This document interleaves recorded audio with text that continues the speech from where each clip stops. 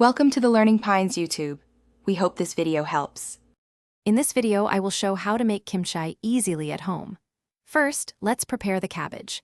Cut one large Napa cabbage into 2-inch pieces, then place it in a large bowl. Sprinkle 1 cup of coarse sea salt over the cabbage, ensuring even distribution.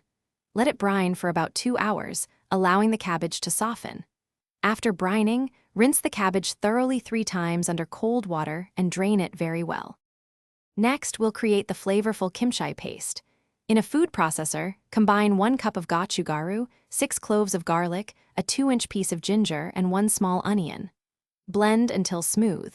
Then, add 1/4 cup of fish sauce and 2 tablespoons of sugar. For a touch of natural sweetness, grate in half an apple or pear. Mix everything thoroughly to form a vibrant, aromatic paste. Now it's time to bring everything together. In a very large bowl, combine your well-drained cabbage with the kimchi paste. It's best to wear gloves for this step to protect your hands and ensure thorough mixing.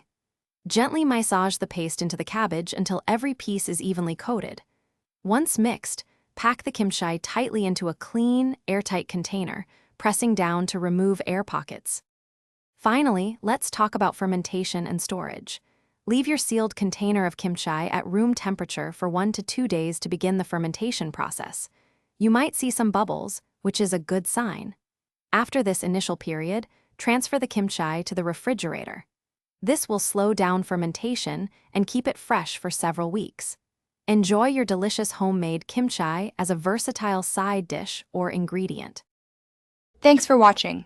Consider subscribing if we helped you.